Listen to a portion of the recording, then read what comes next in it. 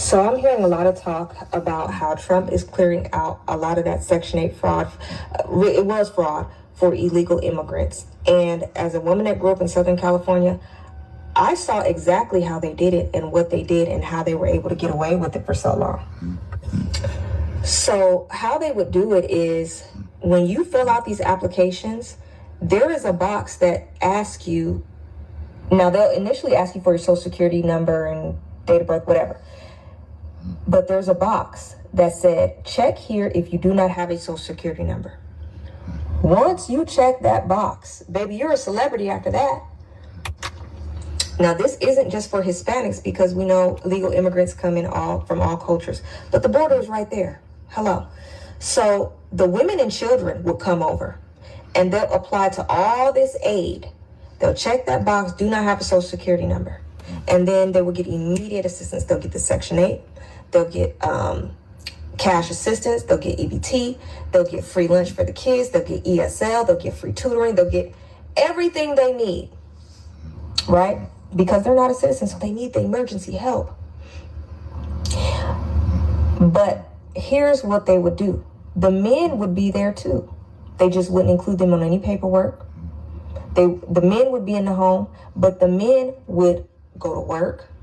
All while they women and children getting all this free everything, they would go to work. They would do construction, get paid under the table.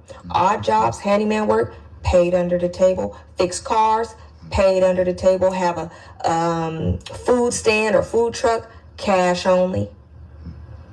Okay, selling whatever they can sell, reselling, doing whatever they can, all under the table. And the women would do it too.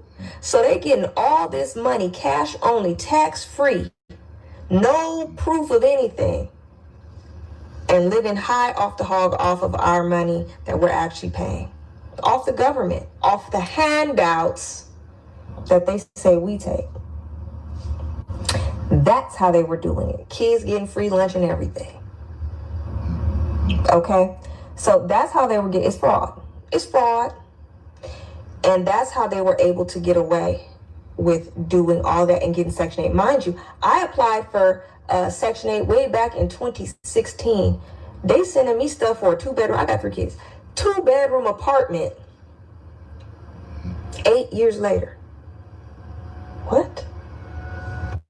But there's even proof of that on TikTok. There's a family that be selling them hot dogs. They're in Bakersfield. They be selling them hot dogs with the bacon wrapped around it, cash only. You think they're paying taxes on that? Do you think they're paying? You think they're reporting that to the government? No, they're not. But that's how they've been doing it. That's how they've been getting away with it. The men, they be out there making money, and even the women, they be out there making money, cash only, tax free, with the handouts of the government.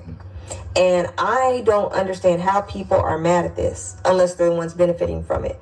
But yeah, they need to get them up off Section 8. And this isn't even just for the illegal immigrants, but the people that have been on it for generations too. Y'all need to get up off of it because nobody else can get on. And people need it, especially right now. So there's absolutely nothing wrong with this one. Again, I don't agree with everything Trump does. This one I agree with. I've always known what they've been doing. Again, grew up in Southern California. I seen it with my own eyes. I know what they're doing because how are y'all on Section 8, free lunch, and all of that, and y'all driving around in a brand new Escalade. Mm-hmm. When Escalades, were popular. Y'all got Lexuses and Benzes and high on the hog.